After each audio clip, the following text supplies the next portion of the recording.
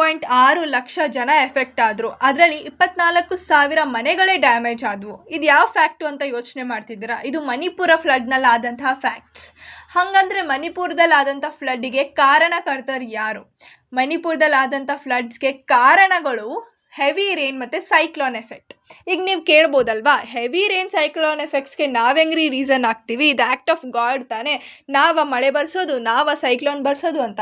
ಅಂಥವ್ರಿಗೆ ನಾನು ಹೇಳೋದು ಹೌದು, ನೋಯಿಂಗ್ಲಿ ಆರ್ ಅನ್ನೋಯಿಂಗ್ಲಿ ನಾವು ಕೂಡ ಇದಕ್ಕೆ ರೀಸನ್, ಇದಕ್ಕೆ ಕಾರ್ಯಕರ್ತರು.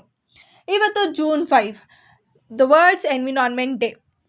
ವರ್ಲ್ಡ್ ಎನ್ವಿರಾನ್ಮೆಂಟ್ ಡೇ ಅಂದರೆ ಬರೀ ಭಾಷಣಕ್ಕೆ, ಪೋಸ್ಟರ್ಗಳಿಗೆ ಅಷ್ಟೇ ಸೀಮಿತ ಆಗಬಾರ್ದು. ಅದನ್ನ ನಿಜವಾಗ್ಲೂ ನಾವು ಸೆಲೆಬ್ರೇಟ್ ಮಾಡಿದ್ದಿದ್ರೆ, ನಿಜವಾಗ್ಲೂ ಅದಕ್ಕೆ ಆ್ಯಕ್ಷನ್ಸ್ ತೊಗೊಂಡಿದ್ದಿದ್ರೆ ಮಣಿಪುರದಲ್ಲಿ ಫ್ಲಡ್ಸ್ ಆಗ್ತಿರಲಿಲ್ಲ.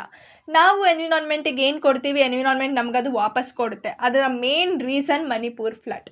ನಾವು ತುಂಬಾ ಪೊಲ್ಯೂಷನನ್ನು ಮಾಡಿ ಬೇಕಾಬಿಟ್ಟಿಯಾಗಿ ಎನ್ವಿರಾನ್ಮೆಂಟಿಗೆ ನೋಡ್ಕೊಂಡಿದ್ದಕ್ಕೆ ಗ್ಲೋಬಲ್ ವಾರ್ಮಿಂಗ್ ಅಂತಹ ಎಷ್ಟೋ ಹೀಟ್ ವೇವ್ಸ್ ಬಂದು ಇದೇ ಥರ ಫ್ಲಡ್ಸ್, ಮಳೆ, ಸೈಕ್ಲೋನ್ಸ್ ಈ ಥರ ಅದ್ರ ರಿಸಲ್ಟ್ಸ್ನ ನಮಗೆ ತೋರಿಸ್ತಾ ಇದೆ.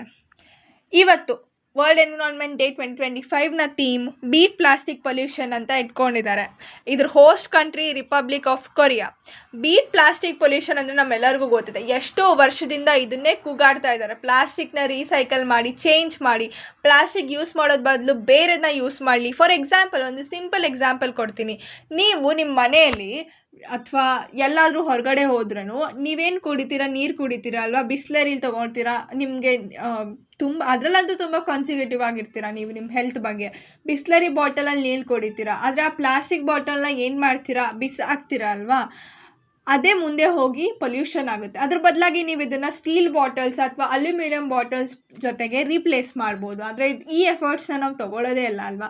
ಇಲ್ಲಿ ನಮ್ಗೆ 2 ಬೆನಿಫಿಟ್ಸ್ ಇದೆ. ನಮ್ಮ ಹೆಲ್ತ್ ಕೂಡ ಚೆನ್ನಾಗಿರುತ್ತೆ ಮತ್ತು ನಮ್ಮ ಎನ್ವಿರಾನ್ಮೆಂಟ್ಗೆ ಕೂಡ ನಾವು ಹೆಲ್ಪ್ ಮಾಡ್ಬೋದು. ಸೊ ಈ ಥರ ಸ್ಮಾಲ್ ಸ್ಟೆಪ್ಸ್ನ ತೊಗೊಂಡು ನೀವು ಕೂಡ ಈ ವರ್ಡ್ನ ಚೇಂಜ್ ಮಾಡ್ಬೋದು. ಐ ನೋ ವಿಡಿಯೋ ಎಲ್ಲರೂ ನೋಡ್ತಾರೆ ಕಣ್ರಿ. ವಿಡಿಯೋ ನೋಡೋರೆಲ್ಲರೂ ಎಲ್ಲನೂ ಮಾಡೋದಿಲ್ಲ. 1% ಅವ್ರು ಮಾತ್ರ, ಎಕ್ಸ್ಟ್ರಾರ್ಡಿನರಿ ಪರ್ಸನ್ ಇರ್ತಾರೆ, ಅವ್ರು ಮಾತ್ರ ಎಲ್ಲನೂ ಇಂಪ್ಲಿಮೆಂಟ್ ಮಾಡ್ತಾರೆ. ವಿಡಿಯೋ ನೋಡಿ ಅದನ್ನು ಕಲಿತು ರಿಯಲ್ ಲೈಫಲ್ಲಿ ಅಳವಡಿಸ್ಕೊಳ್ತಾರೆ. ನನಗೆ ಗೊತ್ತು, ಆ 1% ನೀವೇ ತಾನೇ. ಯಾಕೆ? ಒಮ್ಮೆ ಯೋಚನೆ ಮಾಡಿ.